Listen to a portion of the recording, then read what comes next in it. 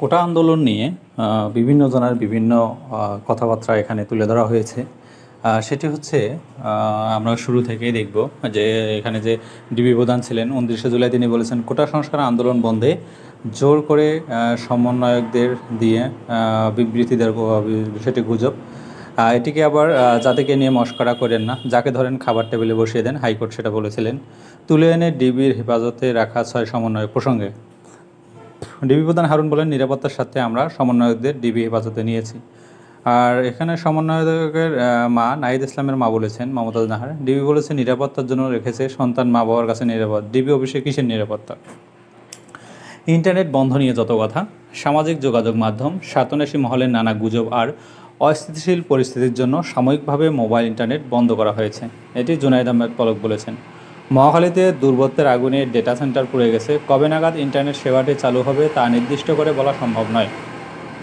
আমরা রাত 9টায় 24শে জুলাই বলল, আমরা রাত 9টায় ইন্টারনেট বন্ধ করিনি, ইন্টারনেট বন্ধ হয়ে গেছে। 26শে জুলাই আজ আমরা খাজা ভবন পরিদর্শন করে ভবনের অনেকের সঙ্গে কথা বলে জানতে পারি এখানে কোনো ক্ষয়ক্ষতি হয়নি।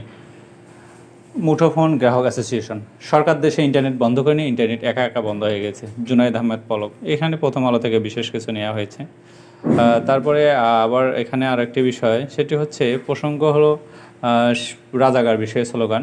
এ যুগের রাজাকারের পরিণতি ওই যুগের রাজাকারের মতোই হবে, ঘৃণা ধিক্ষার আর ক্রোধ এদের প্রতি রাজাকারের দলদরা। এই মুহূর্তে বাংলা স্যার মহিবুল হাসান চৌধুরী, শিক্ষামন্ত্রী। কোটা সংস্কার দাবিতে আন্দোলন রাজাকার স্লোগানের জবাব ছাত্রলীগেই দেবে, ওবায়দুল কাদের বললেন। কোটা সংস্কার আন্দোলনে যারা আমি রাজাকার স্লোগান দিচ্ছেন তাদের শেষ দেখিয়ে ছাড়ব, সভাপতি বাংলাদেশ ছাত্রলীগ।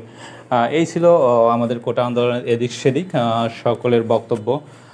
সুপ্রিয় বন্ধুরা, এই বক্তব্য অনুযায়ী আসলে কার অভিমত থেকে বক্তব্য দিচ্ছেন, কীভাবে দিচ্ছেন, এটা তাদের উপর টোটালি ডিপেন্ড করে। আসুন আমরা এই বিষয়গুলো সবার মধ্যে শেয়ার করে দিই, সবাই আসলে বুঝতে পারবে যে কে কী বলেছেন এবং তাদের বলার ভাষা কী ছিল, কোন প্রতীকের মাধ্যমে সেটা সম্বোধিত হয়েছে। আজকে এ পর্যন্তই। কোটা আন্দোলন সমন্বয়ক যারা আছেন তারা সুস্থ থাক এবং বাংলাদেশ আবার স্বাভাবিক পরিস্থিতিতে ফিরে আসুক, এই কামনায়। আসসালামু আলাইকুম রহমতুল্লাহ।